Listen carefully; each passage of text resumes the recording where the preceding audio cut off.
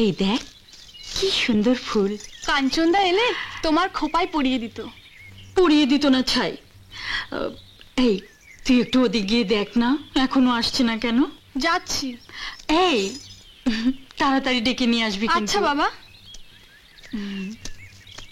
আমি এসে গেছি রাজকুমারী। তুমি? হ্যাঁ আমি। তোমাকে আমি ভালোবেসে ফেলেছি মালা। তোমাকে না দেখে আমি এক দণ্ড থাকতে পারি না। আমার মন প্রাণ তোমাকে আমি সঁপে দিয়েছি।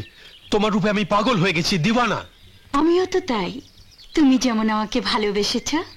বলো, চুপ করে থেকো না, আমি তোমার মুখ থেকে শুনতে চাই মালা। আমি তোমাকে ঘৃণা করি, এই মুখ নিয়ে কখনো আমার সামনে আসবে না। তুমি আমাকে ঘৃণা করলেও আমি যে তোমাকে ভালোবাসবই। আর একটা কথা মনে রাখবে, বিজয় চৌধুরী যাকে চায় সে কিন্তু তারই হয়, তাই তুমি কিন্তু আমারই হবে। তাহলে আমার উত্তরটাও নিয়ে যাও।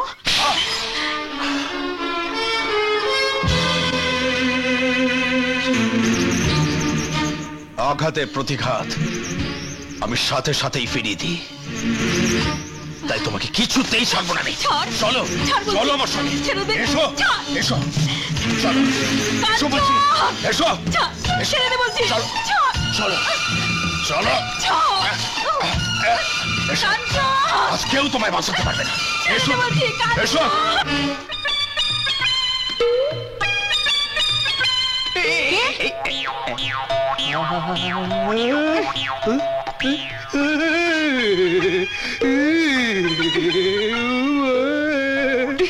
কি নরু, কি সুন্দর।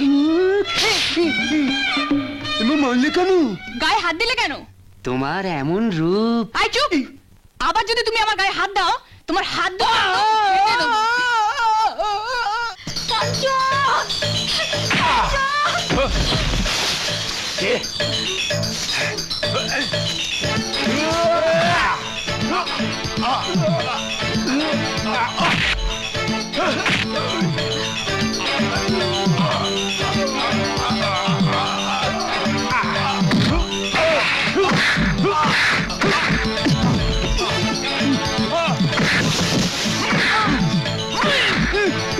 মারলে কেন?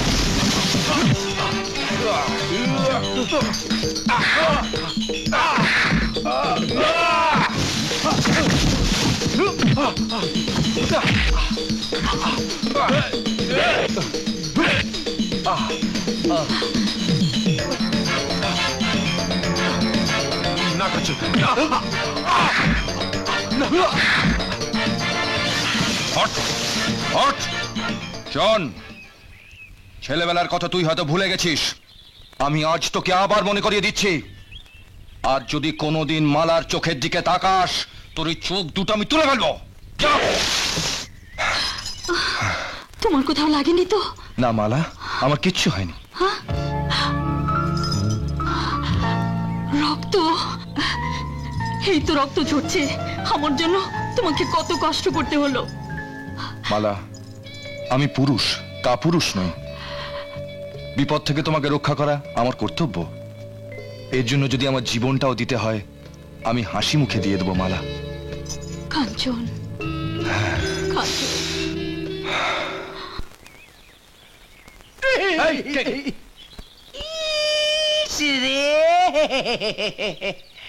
আপনি হলেন এ রাজ্যের নামকরা সেনাপতি, আপনাকে এভাবে গরু ছাগলের মতো মারলো?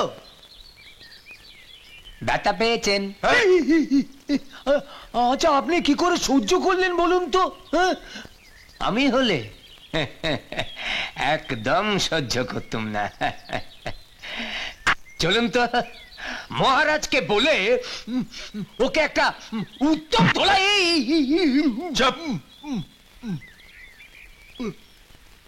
একদম মুখ খুলবি না।